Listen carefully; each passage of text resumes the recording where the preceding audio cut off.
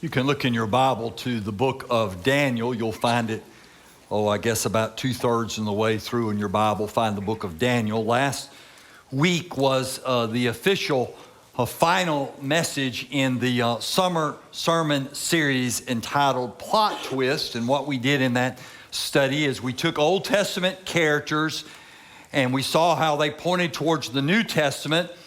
And we covered really 3,500 years. Now, I know you thought it was a long sermon series, but it wasn't 3,500 years. But that's how much territory we covered, all the way from Adam to the prophet Isaiah. And in that study, we learned that the nation of Israel had a split and divided between the northern kingdom and the southern kingdom. And Isaiah, our prophet, our character that we studied last week, Isaiah was in the southern kingdom. And the northern kingdom, it was always the more wicked of the two. It would end up falling under the Assyrian forces militarily. It would fall. But because of Isaiah's ministry and because of what he taught the people, the southern kingdom hung on for several more decades before it became in a military crisis. But about 80 or 90 years after Isaiah lived, then the southern kingdom fell. It wasn't by the hands of the Assyrians, it was the hands of the Babylonians. And the Babylonians, actually, history teaches us that their king, King Nebuchadnezzar, maybe you learned this in world history years ago, King Nebuchadnezzar came in and with this huge army and massive military effort, took over that entire region, including the southern kingdom and the capital city of Jerusalem. And Judah had connected themselves to the Egyptian people militarily. They had kind of made an alliance with them, and the Babylonians just blew through Egypt and destroyed Egypt, and they were pressing down on Jerusalem and was getting ready to destroy Jerusalem. And what Nebuchadnezzar would do is that he would capture a city, and he would take all the young, smart, intelligent people, and he would take them out of their city, and he would put them in the capital city of Babylon. And that's where he would begin to indoctrinate them to the Babylonian way of life. And so in 587 BC, Nebuchadnezzar's army comes down on Jerusalem, captures Jerusalem, kills those of military age, and then takes all the young men and young women and deports them to the capital city of Babylon. And one of those young men is named Daniel. And the book about his life story is in our Bible called the book of Daniel. And Daniel is going to live in this foreign country for the rest of his life. He's deported there about 14, 15 years of age. He's going to live there the rest of his life. For 70 more years, he's going to live there in this pagan foreign country. This was a country that was very anti-God. In our term today, we would say it was a very anti-Christian culture. And that's where Daniel would live a life of faith for 70 years. He serves as a great example for us today on finding a fearless faith. I like to usually do a back to school series. I don't know, there's something about going back to school. I don't have anybody that's going back to school as a student anymore, but there's something about going back to school that makes everybody, even if you're not going back to school, makes everybody feel like you can do a restart. Well, maybe we need a restart on how to find a fearless faith. And I think Daniel serves as a great example of that for us. So just in kind of the way of introduction, in Daniel chapter 1, verse 2, Daniel says, the Lord handed, and that's the Judean King Jehoiakim of Judea, over to Nebuchadnezzar. Now, I want you to look, and if you write in your Bible, circle that word Lord. There are a lot of different words to describe God in the Old Testament. The most popular word is the Hebrew word Yahweh. And I explained that to you last week. This is a less used word. It's the word Adonai is the Hebrew word, or Adonai is the word that's used here. And what this word means is the ruler, the boss, the sovereign one.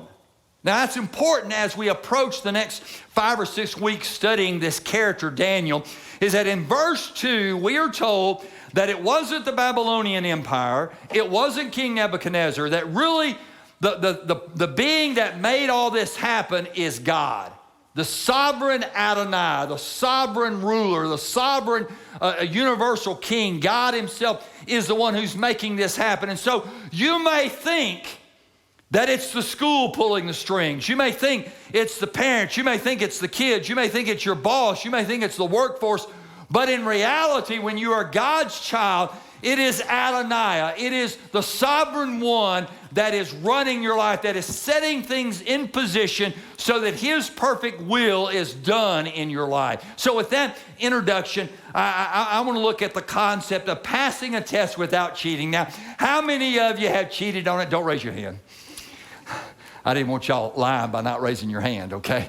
So I was going to ask how many of you ever cheated on a test, but I didn't want to say that out loud because there wouldn't be very many honest people in here. So that's why I didn't do that. I wanted to, but I didn't, okay? I just want you to note that. I didn't say it, okay? Very good, okay. Well, let's talk about how you can pass a test without cheating based on Daniel chapter 1, this very first true account that we get from Daniel. Daniel is a teenager at this time when this is going on. The first thing I want you to see is enlisting for the test. Who is enlisted for this test? Let's read verse 3 and following. Verse 3 says, "The king ordered Ashpenaz, his chief eunuch, to bring some of the Israelites from the royal family and from the nobility, young men without any physical defect, good-looking, suitable for instruction in all wisdom, knowledgeable, perceptive, and capable of serving in the king's palace. He was to teach them the Chaldean language and literature. The king assigned them daily provisions from the royal food and from the wine that he drank. They were to be trained for 3 years, and at the end of that time, they were to attend the king. Among them, from the Judahites, were Daniel, and then it mentions Daniel's 3 friends, and we're going to study them later on in this series. So King Nebuchadnezzar of Babylon, he goes in and he takes the youngest, brightest people, and he deports them to his capital city where he's going to begin a 3-year indoctrination process. Now, let me show you some things about who Satan wants to enlist. First, everyone desires people with the right background. So the first thing in verse 3 is he says, go and get people from the royal family. Go get people who have the proper pedigree. Go get people who have this royal background, and let's use them. You know, God will use anybody. God will use rich, poor. He doesn't matter what you are. If you surrender your life to God, God will use it. But Satan wants the very best, and that's what Nebuchadnezzar did. He wanted the very best. Second thing in verse 4, everyone desires the young and impressionable. Daniel was probably 14 or 15 years old, and that's when the Babylonians would begin their formal training of young men. Nebuchadnezzar wanted guys that were at a teachable age. He wanted young boys that were physically fit and attractive. The early teen years are years that teenagers begin to start forming their independence. Now that really bothers us as parents when they begin to stretch that. Usually it starts around 12 and it goes until they turn 25 and actually get a brain, okay? Hey, you just read the car insurance information. There's a reason why your car insurance drops at 25 is because you actually get a fully developed brain at 25. I'm just giving you the research. If you don't like it, take it up with the car insurance companies, okay? I'm just telling you. So it really bothers us parents from about the time they're 12 until they get a brain at 25. Come on, Joel, lighten up a little bit. But man, he's taking it personal. It's all good, yeah. So there's something about those formative years that start about 12, go through those teen years, in which they're very impressionable. The child is very impressionable, and they can be trained and molded. Nebuchadnezzar knew that, and so he got him at that age, and he began to try to mold them.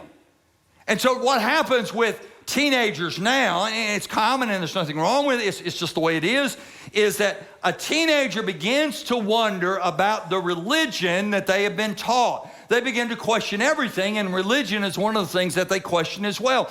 And so they wonder, is this religion that I grew up in, this thing that I was taught, this thing that I embraced as a child, is this really what I still want to embrace now that I'm becoming independent, now that I'm kind of forming my own ideas? And so that's why a lot of times during those teen years, people will begin to question whether or not God really exists, whether Christianity is the real religion, or should it be another religion, or all religions the same. They begin to question and debate all that. And I would just simply say to you, if you fit into that category, and I'm happy to visit with you one-on-one, and it'll be a gentle visit, I promise you, I would just simply ask you to do this. Do an honest, logical assessment. And I'm not worried you'll come out on the other side believing in Christianity. You do an honest, logical assessment of whether or not God exists. It takes more faith to be an atheist than it does to be a Christian. Or you look at all the other religions and you do a logical assessment, you will come out on the other end that Christianity has more historical validity to it than any other religion. So everyone desires these young, impressionable people because you can impress your views on them. A third thing, everyone desires the intelligent with high learning potential. Showing aptitude was important to Nebuchadnezzar. So it speaks about the ability to learn and comprehend information. We're not at a shortage of information today. We have plenty of information. We're at a shortage of determining what is correct information and what is false information. That's what our shortage is. You can find information about anything on Google. Google just doesn't have a truth meter to it. And it used to be that you had these fact-checking agencies, but now these fact-checking agencies like is it Scoops? Is that the name of it? No. Oh, something like that. Y'all know what it is because y'all fact-checking me all the time, okay.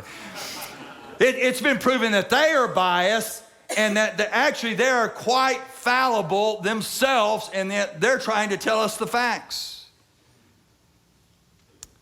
When we try to function in our own society without some outside source, outside of humanity, setting up a right or wrong standard for us, we are floating in an abyss. We are adrift. We're tossed to and fro.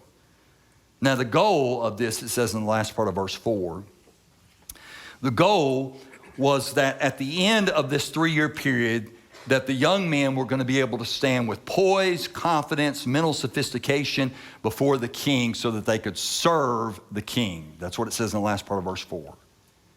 Satan wants people, especially people that have still very impressionable in their thinking. He wants people who will have great confidence in their belief, even if that belief is wrong. Great confidence in their belief, even if that belief is actually emotionally destroying them.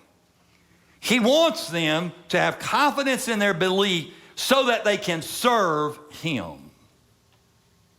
That leads me to the next thing. So after enlisting for the test, let's look at the test itself.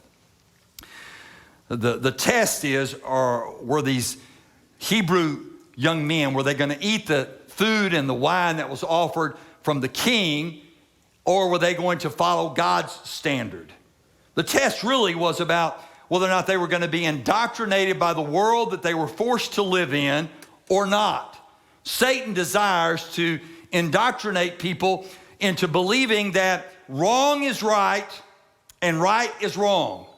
And that is permeating our culture, in which the most absurd things that if you would just logically think, the most absurd things are being said are right. Even though everybody knows it's crazy. Everybody knows it is.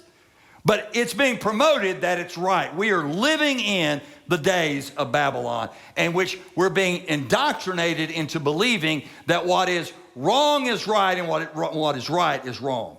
Babylon had an extensive learning center. They actually had conquered the Assyrian Empire, and the Assyrians had this library. And in that massive library, it included fables, books of fables, astrology, mathematics, economics, books on mysticism. And that's what Daniel and his friends were expected to learn. And so they learned the language and they began to study these books.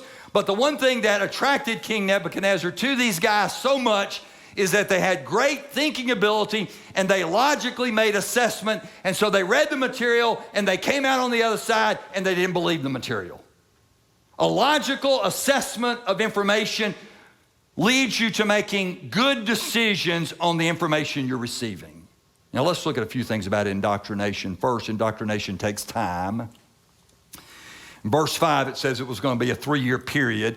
Satan never comes to us usually doesn't come to us with the very first thing he does to us is some gross misconduct of sin. Normally Satan comes to us and he really just gives us an option to take a slight step away from God. In fact, it normally looks very innocent. But then we take that step and another step and another step, and before we know it, we find ourselves in a situation where we can't go a day without a drink.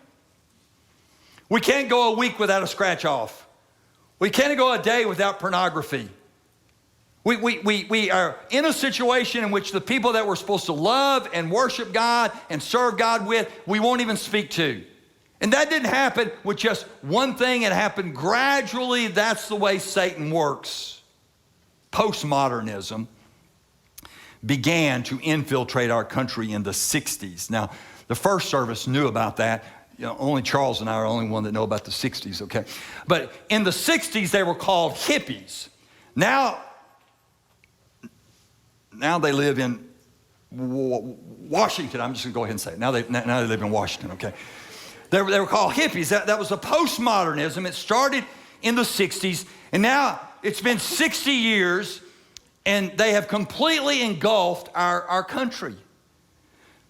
The way humans reasoned and thought for at least 2,000 years, if not 6,000 years, began to come in question in the 60s. Everything was thrown out.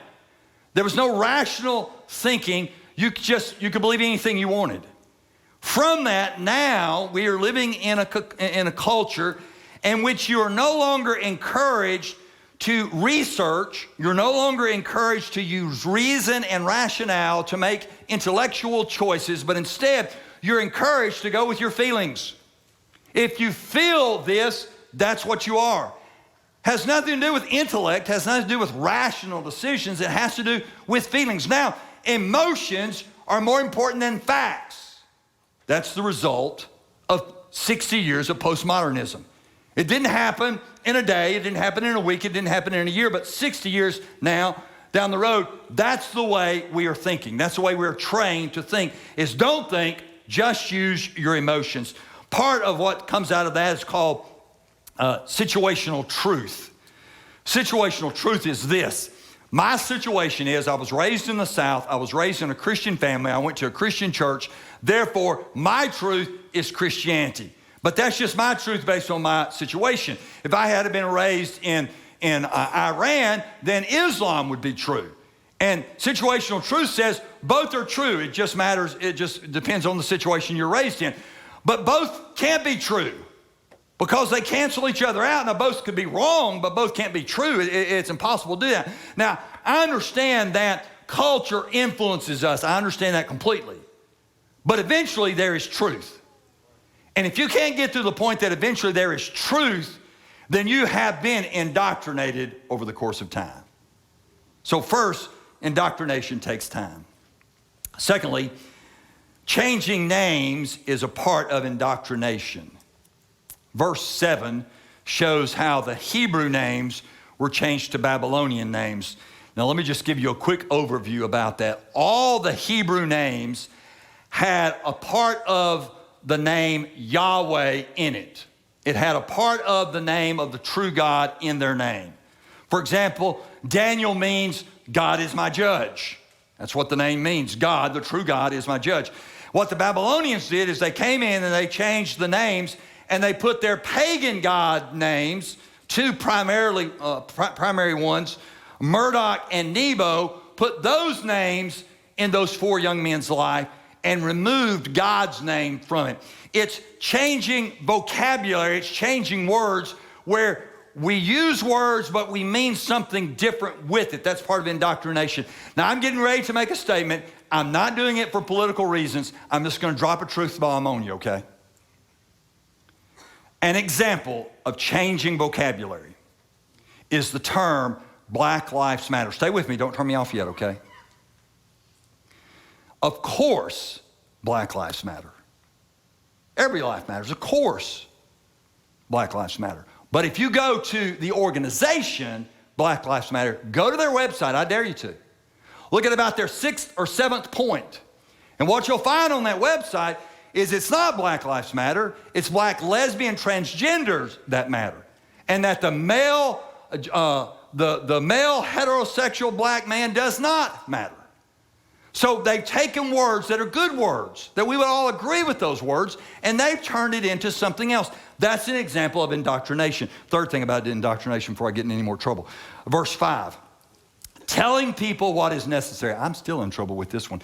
Telling people what is necessary helps rationalize compromise. So in verse 5, the servant comes and says, you've got to eat this food. The only way you're going to look good, the only way you're going to be healthy is you got to eat the king's food. And so they assign a necessity, though that necessity may or may not be true. They assign it as a necessity which rationalizes compromise. That leads me to the third thing about testing, and that is passing the test without cheating. Passing the test without cheating. Let's go to verse 8. Verse 8 says, Daniel determined that he would not defile himself with the king's food or with the wine he drank. So he asked permission from the chief eunuch not to defile himself. God had granted Daniel kindness and compassion from the chief eunuch. Yet he said to Daniel, I fear my lord the king who assigns your food and drink. What if he sees your face is looking thinner than the other young men your age? You would endanger my life with the king. So it says in verse 8, and the first thing I want you to see about this is that there must be a God-driven conviction to do the right thing. So it says in verse 8 that Daniel had determined in his heart he wasn't going to defile himself. He had a conviction, and he wasn't going to go past that conviction. He wasn't going to change his conviction. And he says, I'm not going to defile myself with the king's food. And that word defile, it means both ceremonially and morally. So he was a Hebrew, and the Hebrews had a dietary restriction on things they could and could not eat. So because of ceremony, he wasn't going to, and then morally he wasn't going to, because the food that was, the king's food was first offered up to pagan idols and sacrifices, and the wine was usually used to intoxicate people in their pagan worship. And Daniel said, if I participate in that, people are going to think that I'm believing those gods or I'm following those gods. So he says, anything under my control that I can control, I'm not going to do it. If it means taking one step away from God, I'm not going to do it. He had that type of conviction. Now, this was a major decision for Daniel. I don't think we understand this. We think it was about food, but man, it's a major decision. Because he was going against the king. If you went against the king back then, the king just killed you. That's pretty simple. He was going against the king. He was going against peer pressure because it wasn't just he and his 3 friends. There were young men from all over the empire that had been conquered and brought in, and everybody else is doing it. Have we ever heard that before? Well, everybody else is doing it. Why can't I do it? Well, I'm sure Daniel was feeling the same way. Also, the king had the finest of food. It would have been the best tasting food, the richest food. It was appetizing. This action set Daniel and his friends apart from everybody else, and everybody wants to blend in, and these 4 guys are saying, we're not going to blend in. We got convictions. We're not going to try to blend in. And then maybe part of all this was that they were in a foreign country and nobody would know if they did it or not. Their parents would never know. Some of their grandparents or whoever was left back in Jerusalem would never know. They could have made this little compromise and no one would have ever known. Maybe Daniel, if it had been me, if I had been Daniel, I probably would have thought, well, but God knows. But to be honest, God really hadn't helped me any. Here I am, a teenager.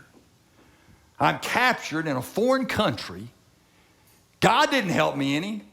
Why should I try to live righteous for God? But Daniel had a conviction that was so deep it overcame all of that. And he said, I refuse to defile ceremonially and morally what God has put in my heart as a conviction. Now, Daniel was respectful. I want you to see that in verse 8, the last part of verse 8. He was respectful. He wasn't a smart aleck about it. I'd have a problem with that. You have to pray for me on that one, okay? But Daniel was very respectful over it. He was polite. In addition to that, the chief servant had found favor with Daniel. Daniel had found favor with him, and so he wanted to help, but he said, man, I'm afraid of the king. If you guys come back looking skinny and pitiful, he's going to kill me for it. I got to be sure you guys look good. So that leads me to verse 12 and following, and the next thing to look at, and that is Christians should not fear testing. As a Christian, don't be afraid of being tested because you're on the side of truth. They don't have to prove you're wrong. They have to prove they're right. Look at Daniel chapter 1, verse 12. It says, this is Daniel speaking to the chief servant. He says, please test your servants for 10 days. So he says, just test us 4 guys for 10 days. Let us be given vegetables to eat and water to drink. Then examine our appearance and the appearance of the young men who are eating, young men who are eating the king's food, and deal with your servants based on what you see. He agreed with them about this and tested them for 10 days. At the end of 10 days, they looked better. They looked healthier than all the young men who were eating the king's food. So Daniel says, I'm not afraid of you testing me. Go ahead and test me. Just give us what we want for 10 days, and then you examine and see which group looks the best. Now, there's been a lot of print, a lot of information, a lot of writing over the last few years about the Daniel diet. Have you heard about the Daniel diet? By the way, I'm not opposed against you doing the Daniel diet. You can do any diet you want to. Just don't expect me to do one, okay? You do anything. The only diet I'm going to be on is going to have Bluebell ice cream at night every night. That's the only. If it's got that on there, then I'll do the Daniel thing during the day. I eat a salad during the day if I can get my ice cream at night, okay? That's the way I work. Now, you may work a different way, but that's the way I work, okay? So there's a lot of talk about this Daniel diet. And by the way, there's nothing wrong with the Daniel diet. It's fresh vegetables, fruit, probably some grain. There's nothing wrong with that. But if you walk away from Daniel chapter 1 with just a diet plan, you miss the point of Daniel chapter 1. That is not the point of Daniel chapter 1. The point of Daniel chapter 1 is you're living in a world and everything about that world is telling you to compromise. And you're standing up with conviction saying, I'm not going to compromise. I'm going to be on God's side no matter what. That's the point of Daniel chapter 1. Daniel chapter 1 has much more to do with how sports and recreation take us away from worshiping God than it does dieting. Has much more to do with how gambling than it does dieting. Has much more to do with our culture's infatuation with social justice than it does dieting. Has much more to do with consumer debt that keeps us so trying to keep up with everybody else with all the material things than it does with dieting. It has much more to do with a lifestyle and how really we need to change our lifestyle than it does dieting. So testing is an opportunity. When teachers give tests, it's an opportunity to show how much you know. It's an opportunity to succeed. Don't be afraid of being tested by the world. God's way is always the best way. In the long run, it's always the best way. God has a way that is right. And though it doesn't always seem right at the moment, or you can't always see the benefit of it, eventually it is always right. I have a little saying, if you have a pen, it may actually be worth writing down. God-honoring convictions yield God-given rewards. Now, I'm going to say that again. I want you to let that stick in your mind. God-honoring convictions yield God-given rewards. Now, you write that down, live by that, you'll be in good shape. That leads me to the fourth thing, and that is passing the test without cheating leads to greater opportunities. So let's continue reading in verse 17. We're going to look at our greater opportunities. So point 4, passing the test without cheating leads to greater opportunities. Verse 17, God gave these 4 young men knowledge and understanding and every kind of literature and wisdom. Daniel also understood visions and dreams of every kind. At the end of the time that the king had said to present them, so that was be after the 3-year period, the chief eunuch presented them to Nebuchadnezzar. The king interviewed them, and among all of them, no one was found equal to Daniel and then his 3 friends. So they began to attend the king, and in every matter of wisdom and understanding that the king consulted them about, he found them 10 times better than all the magicians and the mediums in his entire kingdom. And Daniel remained there until the 1st year of King Cyrus. So let me show you three advances in this opportunity that God will give you, how he will reward you. Number 1, greater knowledge. Greater knowledge and wisdom. It says that they had more knowledge than all the rest of them. They had greater knowledge. God gives people gifts. In fact, James in the Bible, James chapter 1, verse 7, says that all good gifts come from God. So if you can throw a ball fast, if you can run fast, if you can score high on a test, if you can play an instrument, if you can sell people something they don't really want to buy, but you can sell it to them, if you can give a speech, if you can work on a car, if you can paint a wall, any gift you have any good gift comes out of God giving it to you. And if you say, well, I don't have any of that stuff, God can actually stir up abilities in you that maybe you don't even realize you have. God can stir that up in you. I want you to understand, especially our young people here, because I know I was having some fun at your expense, but I do like you, and let me give you a good word here. God has given you abilities. I would tell my oldest daughter, her name is Faith, she's 27. I would tell her when she was young, all the way through high school, I would tell her this. I would say, God has given you an ability, and you need to understand it came from God. Because she's one of those people that you don't like. She could read something the first time, hear it one time, and she knew it. She's still like that. I said, you didn't get that from your mom or dad. We're not like that. Your little sister's not like that. We have to read stuff over and over again. We have to stand in front of the mirror and say it over and over again to memorize it. And we have to practice. We have to rehearse. We have to work to do it. All you got to do is read it one time and you know it, or see it one time and you know it, or hear it one time and you know it. I said, that's a God-given ability. What you can do is a God-given ability. Now, what you do with it is up to you. But these people making these, to me, you're doubling my ACT score. Would y'all give me a break, okay? You're killing me here. You're killing me. Some of you are going to triple my ACT score if you don't stop it, okay? That is not an ability that just happens. God gives you that ability. So there's greater wisdom and knowledge. So first thing is mental. Second thing is there's greater recognition. This has to do with opportunity, greater recognition. So in verses 19 and 20, it says that the king said that these 4 young guys were 10 times smarter than his established counselors that he'd been using for years. So it was greater opportunity. Thirdly, there was a greater span of influence. This has to do with time and longevity. It's just a little verse. We don't really think much about it in verse 21, but it says that Daniel remained there until the 1st year of King Cyrus. So what we can do by dating when Jerusalem fell, a historical fact, dating to when Cyrus first ruled, a historical fact, from those 2 historical facts, we know that Daniel served for 70 years. And in that 70-year time, he served under 4 or 5 different kings. Some of them from the Babylonian Empire, they would be destroyed, and he would serve under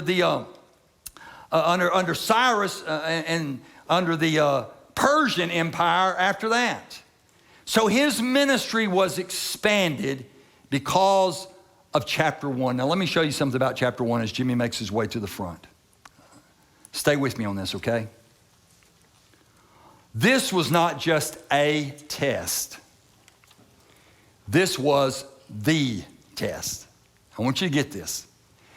We know about Daniel in the lion's den. We know about Shadrach, Meshach, and Abednego in the fiery furnace. We know about all that. Let me tell you, none of that would have happened if chapter 1 didn't happen. It was the test. If he failed this test, there wouldn't be a book of Daniel in our Bible. You've got a test. Everybody in this room has a test. Am I going to do things God's way, or am I going to compromise 1 inch? That's the test. The test isn't, are you going to be a Satan worshiper? That's not the test. The test is, am I going to do things God's way, or am I going to move 1 inch off? Let's look at 2 questions to close out with. First question is this. What are the 2 or 3 convictions that you're willing to risk everything for? And probably one of them has something to do with family. Is there anything spiritual? Is there anything about God that you're like, I'm drawing a line on this? Second question. How have God-honoring convictions yielded God-given rewards in your life? Can you think of areas maybe like occupation, time spent, finances? What have some God-honoring convictions that you say, man, I'm going to live by this? How has it resulted in some God-given rewards? Let's bow our heads. Those that are going to be baptized can slip out and prepare for that.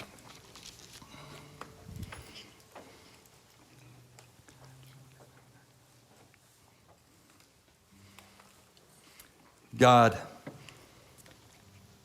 I pray that you would give me the deep conviction and the willpower to live by that conviction. God, I pray I would not budge an inch away from you. And God, I pray the same thing for each believer in this room. And God, I also pray that I would see that when I live in your convictions that you do reward. It may or may not be the way the world rewards, but you do reward, and I thank you for that. God, I pray we would be a people that have a fearless faith that begins with our conviction that we're going to obey you no matter what the world says. In Jesus Christ's name I pray, amen.